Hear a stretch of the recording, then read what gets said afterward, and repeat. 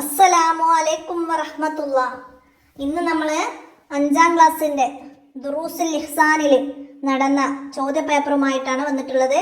നമുക്ക് ചോദ്യങ്ങളൊക്കെ നോക്കി ഉത്തരങ്ങളൊക്കെ മനസ്സിലാക്കാം. വീഡിയോയിലേക്ക് കടക്കാം. ബിസ്മില്ലാഹിർ റഹ്മാനിർ റഹീം. നമ്മൾ മുമ്പ് ചെയ്ത റിവിഷനിൽ വന്ന ചോദ്യങ്ങൾ മാത്രമാണ് ഇതിൽ വന്നത്. അപ്പോൾ എല്ലാവർക്കും നന്നായിട്ട് എക്സാമൊക്കെ എഴുതാൻ പറ്റിയിട്ടുണ്ട്. നല്ല മാർക്കൊക്കെ എല്ലാവർക്കും ലഭിക്കട്ടെ. നമുക്ക് ചോദ്യങ്ങൾ ഏതൊക്കെ വന്നതൊക്കെ നോക്കാം. ആദ്യം യോജിച്ചവ ചേർക്കാനാണ്. ഒന്നാമത്തത് ഔറത്ത് മറയുന്നതാവണം എന്നാണ്. നമുക്കിവിടെ സൈഡിൽ അതിൻ്റെ ഓപ്ഷനുകൾ അതിൻ്റെ നേരെ തന്നിട്ടുണ്ട്. അപ്പം അതിന് വേണ്ടത് നമ്മൾ തിരഞ്ഞെടുക്കണം. ഔറത്ത് മറയുന്നതാവണം എന്ത്? വസ്ത്രം ഔറത്ത് മറയുന്നതായിരിക്കണം. ഇനി അള്ളാഹു നമുക്ക് നൽകിയ വലിയ നിഅമത്താണ് എന്ത്? മുസ്ലിംകളായതാണ്. അള്ളാഹു തആല നമുക്ക് നൽകിയ വലിയ നിഅമത്താണ് മുസ്ലിങ്ങളായതാണ്. അടുത്തതാ, അള്ളാഹു ജിന്നുകളെ സൃഷ്ടിച്ചത് എന്താണ്? തീ കൊണ്ടാണ്. അള്ളാഹു തആല ജിന്നുകളെ സൃഷ്ടിച്ചത് തീ കൊണ്ടാണ്. അത് എഴുതാം. ഇനി നമ്മുടെ പഠന ലക്ഷ്യം എന്താവണം എന്നാണ്. എന്താണ്? അള്ളാഹുവിൻ്റെ പ്രീതി ആയിരിക്കണം. അത് തിരഞ്ഞെടുത്ത് അവിടെയൊക്കെ എഴുതാം. ഇനിയാ, ഇന്ന അക്രമക്കും ഇന്ദല്ലാഹി അത്കാക്കും, അത് എന്നെ നേരെ എഴുതി കൊടുക്കാം. ഇത്രയാണ് നമുക്കവിടെ യോജിച്ചത് തിരഞ്ഞെടുക്കാൻ വന്നത്. അടുത്തത് ഇനി ശരി തിരഞ്ഞെടുക്കണം. താഴെ ഉള്ളതെന്ന് ശരിയായത് തിരഞ്ഞെടുത്തിട്ട് അവിടെയൊക്കെ എഴുതണം. എന്താണ്? ദുനിയാവിലെ ജനങ്ങളെ തൊട്ട് ഐശ്വര്യവാനാകണമെന്ന ലക്ഷ്യത്തിൽ സൽക്കർമ്മങ്ങൾ ചെയ്യൽ എന്ന ലക്ഷ്യത്തോടെ സൽക്കർമ്മങ്ങൾ ചെയ്യൽ എന്താണ്? താഴെ നമുക്ക് ഉന്നത സ്ഥാനത്തുള്ള ഇഖ്ലാസ്, 2ാം സ്ഥാനത്തുള്ള ഇഖ്ലാസ്, 3ാം സ്ഥാനത്തുള്ള ഇഖ്ലാസ്, 3 ഓപ്ഷൻ ഉണ്ട് അല്ലേ? അപ്പോൾ അവിടെ 3ാം സ്ഥാനത്തുള്ള ഇഖ്ലാസാണ്. അതാണ് അത് അതിൻ്റെ നേരെ എഴുതാം. ഇനിയാ, സഹൽ ഇബ്നു ഹൻളലിയ എന്ന പേരുള്ള സഹാബി ജീവിച്ചിരുന്നു.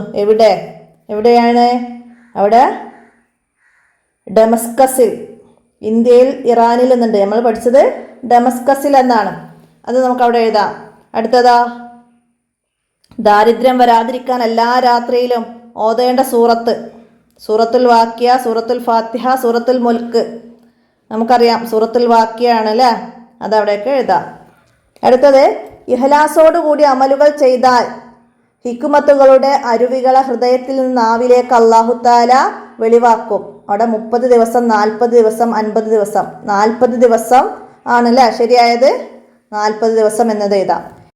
അടുത്ത ചോദ്യം, നബി സല്ലല്ലാഹു അലൈഹി വസല്ലമ ശപിച്ച വേഷവിധാനം ഏതാണെന്നാണ്. ഏതാണ്?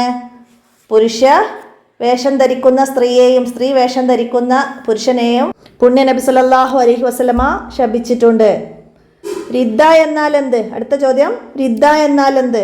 പ്രായപൂർത്തിയും ബുദ്ധിയുമുള്ള മുസ്ലിം വാക്കുകൊണ്ടോ പ്രവൃത്തി കൊണ്ടോ നിയത്ത് കൊണ്ടോ സ്വന്തം ഇഷ്ടപ്രകാരം ഇസ്ലാമുമായുള്ള ബന്ധം മുറിക്കുന്നതിനാണ് റിദ്ദ എന്ന് പറയുന്നത്.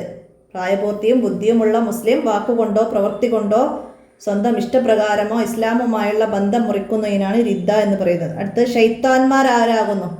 ആരാണ് ശൈത്താന്മാർ? ജിന്നുകളിൽ നിന്ന് വേർതിരിഞ്ഞ ഒരു വിഭാഗമാണ് ശൈത്താന്മാർ. ഇനി 2 വീതം എഴുതാനാണ്. അടുത്തത്, തഖ്വ കൊണ്ട് ലഭിക്കുന്ന ഗുണങ്ങൾ. അതാണ് 2 എഴുതേണ്ടത്. നമ്മൾ അതിൽ കുറേ ഗുണങ്ങൾ പഠിച്ചിട്ടുണ്ട്. അപ്പോൾ അതിന് 2 എഴുതി കൊടുക്കുകയാണ് വേണ്ടത്. അള്ളാഹുവിൻ്റെ പ്രീതി ലഭിക്കൽ, അള്ളാഹുവിൽ നിന്ന് ഇൽമ് ലഭിക്കൽ. അത് 2 നമുക്ക് അവിടെ എഴുതി കൊടുക്കാം. ഇനി അടുത്തത്, ഹുറൈമുൽ അസദിയിൽ നബി സല്ലല്ലാഹു അലൈഹി വസല്ലമ തങ്ങൾ തിരുത്തിയ ശീലങ്ങൾ. ഏതൊക്കെയാണ് ശീലങ്ങൾ?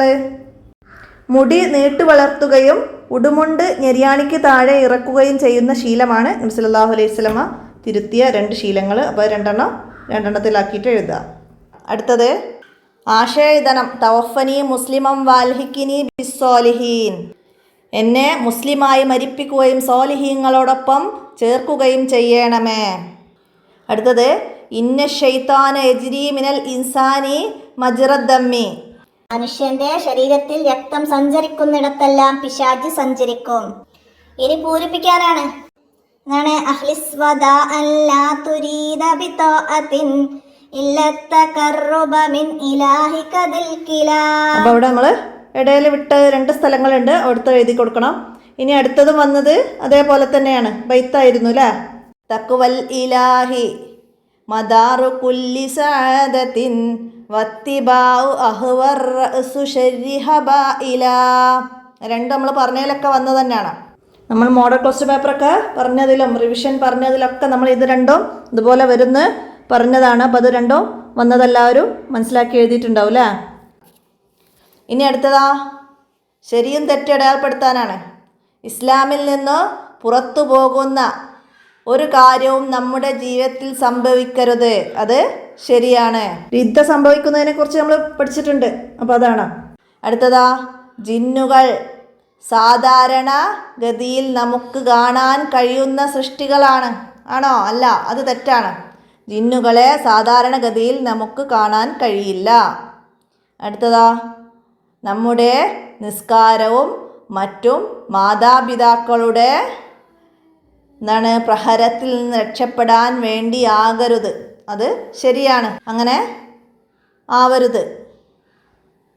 ഇനിയോ മൊത്തത്തായാൽ അതുവരെ ചെയ്ത എല്ലാ നന്മകളുടെയും പ്രതിഫലം നഷ്ടപ്പെടും, അതും ശരിയാണ്. അപ്പോൾ അത് ശരി അടയാളപ്പെടുത്താം. ഇനി ക്രമത്തിലാക്കാനാണ്. തക്വ എന്ന പാഠത്തിൽ നമ്മൾ പഠിച്ച ഇത്തഖില്ലാഹി ഹൈസുമാ കുന്ത വഅത്ബി സയ്യിഅത്തൽ ഹസനത തംഹുഹാ വഹാലിക്കിൻ നാസി ബിഹുൽക്കി ഹസനിൻ, അതാണ് നമുക്കവിടെ തെറ്റിച്ച് തന്നത്. അത് നമ്മൾ ഓർഡർ ശരിയാക്കിയിട്ട് അതിന് താഴേക്ക് എഴുതി കൊടുക്കണം. അപ്പോൾ ഇന്നത്തെ ചോദ്യങ്ങളൊക്കെ എല്ലാവരും കണ്ടില്ലേ? അപ്പോൾ എല്ലാവരും നന്നായി എഴുതിയിട്ടുണ്ടാവും. നല്ല മാർക്കൊക്കെ എല്ലാവർക്കും ലഭിക്കട്ടെ. നമുക്ക് നാളത്തെ റിവിഷൻ മോഡൽ ചോദ്യപേപ്പറൊക്കെ ഇടണം. നാളെ ഖുർആൻ ഹിഫ്ലാണ്. അപ്പോൾ എല്ലാവരും യാസീൻ്റെ ഭാഗങ്ങളൊക്കെ എല്ലാവരും നന്നായി മനസ്സിലാക്കി പഠിക്കണം. പിന്നെ നമുക്ക് തദ്രീബ് തിലാവയിൽ വന്ന തജ്വീദ് നിയമങ്ങളൊക്കെ പാലിച്ച് വേണം ഓതി കൊടുക്കാൻ. നോക്കി ഓതി കൊടുക്കേണ്ട ഭാഗങ്ങളൊക്കെ ആ നിയമങ്ങളൊക്കെ പൂർണ്ണമായിട്ടും പാലിച്ച് ഓതി കൊടുക്കുമ്പോഴാണ് മുഴുവൻ മാർക്ക് ലഭിക്കുകയുള്ളൂ. അപ്പോൾ എല്ലാവരും നന്നായി ശ്രദ്ധിക്കുക. നമുക്ക് അടുത്ത ചോദ്യപേപ്പറുമായി അടുത്ത വീഡിയോയിൽ കാണാം. അസ്സലാമു അലൈക്കും വറഹ്മത്തുള്ളാഹി.